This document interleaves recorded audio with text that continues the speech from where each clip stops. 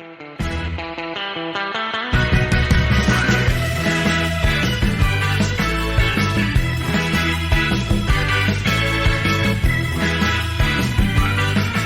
everyone, it's Mike, and we in the kitchen. It's Sunday, and we're going to call this Stereo Sunday today. And this is my haul from the week on amplifiers and turntables, that kind of thing. All of these were found except one. This was the flea market, the turntable. The rest were a saver's find. Okay, I'll tell you right now. It is very, very hard to find these two guys for sure at a Goodwill. Almost impossible. Goodwill will scrape those two all day long. They probably would have scraped all of these at Goodwill. So Goodwill is very difficult to find electronics with their e-commerce site. But at Savers, you got a shot because everything comes on the floor. All right. So I'm not going to be an audiophile and go real deep technical into this stuff, but I want to show you each kind of one. I'll go around and I'll flip it around and we'll just discuss a little bit about each one and what you're kind of looking for. I'm going to show you the simple test, how you test some of these to make sure that at least they're working. Some of them, like this guy over here, which is a little bit newer, more difficult to test. There's a few more buttons, bells, and whistles. So those can be a little more tricky. You can only do so much testing on them. If all the stuff you're functioning works, it's pretty good shot that most of it, that it's all gonna work. You know, for example, when I sold that $1,500 Marantz amplifier, that thing was complex. That thing had all kinds of goodies on it. So I could only test it so far. And at that point, I had to say, hey, I tested it this way, and it worked. And that was what? Hey, I got to take it back, right? That was a unique one. If you watched my video on that, that was a Goodwill find. The only reason that was a Goodwill find was the way it was packaged by the donation person. That confused Goodwill, and that got through. That would have never got through if it was not wrapped in plastic. So if you go back, and I can't remember what the name of the video was, I found this turntable or sold this turntable, something like that. That was a rarity for Goodwill. I was stunned, and we only paid like $18 for that particular amplifier, and we sold it for $1,495. That's on one of my videos. So from this vantage point, I'll kind of just give you some names to look for when you're out there. Basically, when you're kind of coming up to let's say a garage sale or a flea market or something like that, and you see the look of these two, that kind of puts your radar up a little bit. You can just tell by the look of those two. This particular guy is a more modern look. This turntable definitely, most turntables are going to be older looking. So we're looking for some Pioneers, Sansui, Marantz. If you're lucky to find a Macintosh, which I know it sounds like Apple Computer, but Macintosh makes some very high-end stereo equipment. And a gentleman who I go to the bins with and was at an auction, I think he said only about 2-3 years ago, so it can happen. In the bottom of one of those bins that he was buying was nearly $5,000 worth of Macintosh stereo equipment. So yeah, it's out there. You have to be on alert for it. Sometimes you pay up for it, and a lot of times you don't. You don't pay up for it. It's not expensive. You'll see the prices that I paid for these in a minute. So some other brands would be some Kenwood, maybe some Techniques, older stuff like that. It's all out there. You just got to kind of keep looking for it, and it'll fall into your lap. I mean, this is 1 week, okay? I'll go stretches maybe 1 or 2 weeks where I don't find anything, and then I'll find one. But this is a very, very good haul, and we'll talk about the price of each one, what it will generally sell for. And, and I'm not afraid to package these. If you watch some of my videos on packaging, you'll see how I package up some of these items. All right, let's basically flip it around. We'll talk about each unit just a little bit, just kind of give you a little bit of idea of what's going on with them. All right, flip around. All right, guys, here we go. We'll give you kind of a close-up of the looks of each one. That's the Turntable. That is the Pioneer. And that is the Marantz. These are look at these. These are to me are like works of art. These two guys. These are like amazing, amazing, amazing pieces. All right, we'll start over here. This one is a Pioneer. This one is from the year 1990 to 1993. So you're kind of going to see how things start to change in the 90s. And this is the look. You get a little more of that digital look with the LED readouts and stuff like that. A little bit different here. This is the Pioneer VSX D1S. I paid $19.95 for this guy. And I will get between probably about $330, $300 for this guy from on eBay. The key here is you got to be patient. You're going to get some lowball offers on this. I do leave the best offer open, but you are going to get some real lowball offers occasionally, and you're just going to have to ride with it. But I know that it will eventually sell for that price, and I just let it run. I let it run. We're going to take a look at that one last. That's just a weird deal, and we'll talk about that one at the end.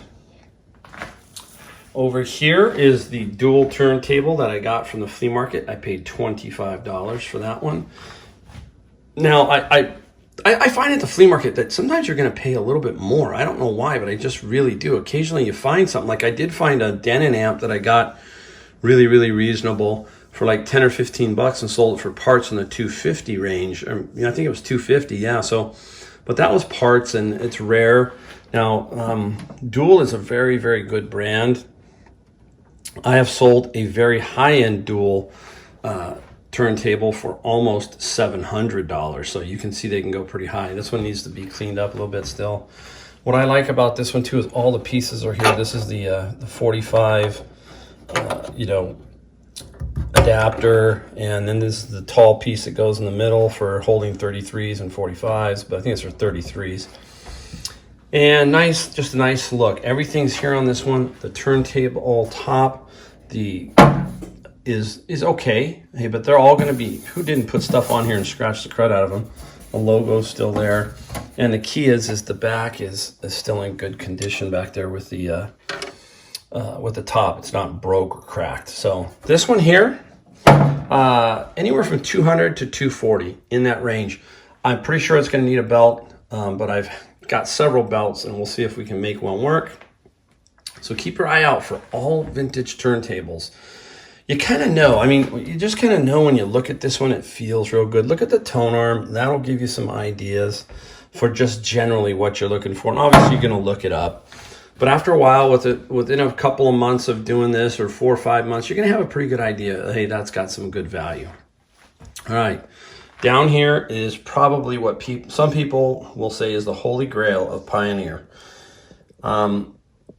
This is the first one I have found of this. This is the Pioneer SA 9502. This guy is, I think, from, let me see, I got a note over here I was going to look at. I thought I had a note. Where is this one from? Oh my goodness, Mike. I think this is 70 something here. This one is from 1978, in that era, 1978.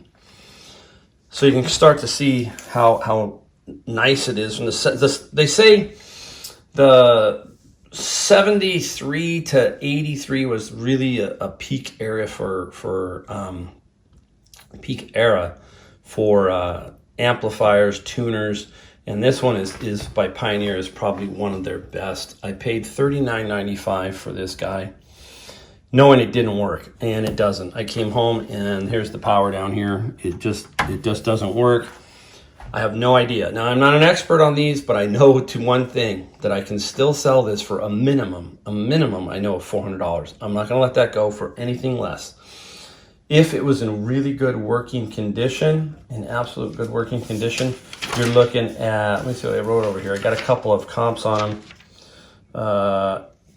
Anywhere from $900 to probably $1,200 for that unit working. Unfortunately, it doesn't work, but I'll sell it for parts, all right? No big deal.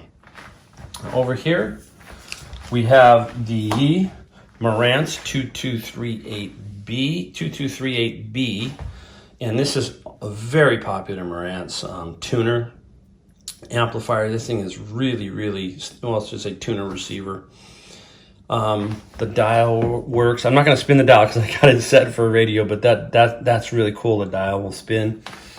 You've got all these really nice heavy metal knobs. They click. I don't know if you can hear it, but the ones today, they all slide. All of these kind of click. You can hear that. It's just that those little extra added touches that made these amazing. So anyhow, in testing them, I have a very small set of speakers. They're nothing great. I'm not going to sit there and try and drive these things to death, basically. I just need to know if they work. So I carry a pair of these little small speakers in my garage, and I can bring them out and test it real simple. Now, these guys, if we go around the back here, if you look at them, these are pretty darn simple tuners, if you look at them. You can see that the back of these are not that complicated, the older ones. Now look at them. This one's the 90s. Look at, now you're getting a little bit more. If you take a look at some of the more modern ones, there's HDMI ports, there's all kinds of stuff. So you can see how this one gets a little more complicated to test. These guys are pretty simple to test, not that hard to test. I wish this guy was fired up. It would be really easy. I could plug this right into the phono over here, right into the phono, drop a record, hook my two speakers up, and I could be testing this in 5 minutes. Now down here, you got to be careful of some of these guys. This is not a handle. It says so, but you'll be amazed how many people do grab it. It is the antenna, so be very careful. That is something you got to look for. Make sure that it's there. That helps. A lot of times you might forget and it's not there, and you say it works, and then somebody says, hey, well, what about the antenna? So keep an eye on that. All right. So I'm going to power this guy on. It's on a station, just to show you kind of how simple it is to test, because I just got two little speakers hooked up here. All right, here we go. Oh, I have to stop it real quick.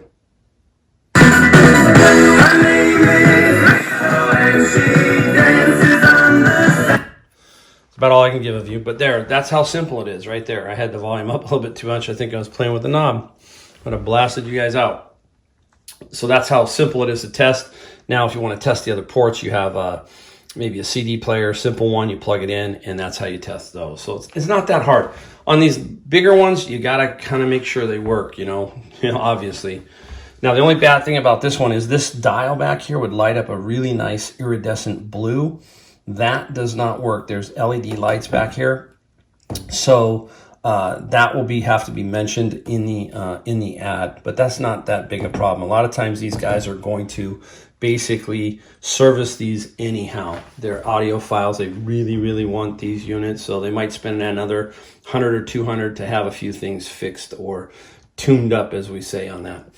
On this one here, I wanted to show you, go back to this one. I'm going to put a picture up and show you how cool this looks in a rack. There was a whole kind of system you could buy here, and very cool and very artsy looking. So I'm going to put that up so you can kind of get an idea why this Pioneer is so sought after, because they're trying to also add to their collection and trying to fill out the entire rack. All right, now I've got two other electronics. I've got something over here, a speaker, and something else I want to show you that I got this week. So we're going to go take a look at those in a second too. But hey, remember, keep your eye out for this stuff. You can make good money. This one here is, I should have given you the price on this one. This one here is about $360 on the Marantz. And we got to show you this guy over here. I almost forgot. We got to show you kind of what this one is. All right. All right, guys. Hey, this is a little bit of a flyer one. I paid only $11.99 for this. I took off the top when I was there. That's why you have a set of screwdrivers with you, because this one was pretty easy to take the top off. There's no name on this, nothing. There's no name brand, nothing. So that's why I took the top off. I wanted to look inside. So here it is. This is the inside. You can just see how dusty it is. I'm going to have to clean this up with compressed air and try and get this at least cleaned up as best I can. It's got dual channels on this. On the back you can see them, And look at these fins, you know, it's 100 watts. So look at those cooling fins down there. So I don't know what to do with it, but I know there's got to be some audiophile who's going to want this. So I'm going to clean this up, take a picture of the inside, do the best I can to describe this unit, and see if I can get about $100. That's about all I think I can get. I don't know unless I find something about it. I just don't know. And you can see it's dusty as all get out. It powers on. The power light comes on. I'm just not positive. I'm going to sell it for $100 parts. That's what I'm going to do. So, you know, I'm not afraid of stuff like this. It'll go. Some audiophile guy will get it. All right, let's go take a look at a couple other items. All right, guys, here are two speakers. Monitor Audio tower speakers. They're about 36 inches tall. They're not that big, and they're about 6 by 6 cubed kind of on the top. I paid, I don't know why Savers does it. They price $9.99 each one, so I paid just total of $20. The base comes off, so that's really helpful in shipping. You don't have to worry about the base. So these I'm going to sell. They're going to go for about $300 bucks. I will also put these up on Facebook Marketplace to see if there's any kind of buyer on those. So I'm not afraid of these little speakers. These are cool. You can sell these on Facebook Marketplace and other places, especially when you only pay $10 minus the 20%. Very cool. And some keys here, I'll take this off. I think I can get it right off. There it is. You got to make sure that the cones and everything are not damaged, because you see them behind here and you can't see it. And they're easy to test too, because you just got to plug them in. You know, I can plug them into that stereo over there and make sure, and that's probably what I'll do here once I'm done, since I've already got the stuff out. Just give them a quick test. But very, very, very cool looking speakers. All right, we're going to flip again because we've got one other very weird looking unit. All right, guys, what is this thing? Look at this crazy contraption, right? I'll tell you what, I paid $50 for it. Kind of wild. I'll just let you look at it for a second. Some of you guys might know right off the bat.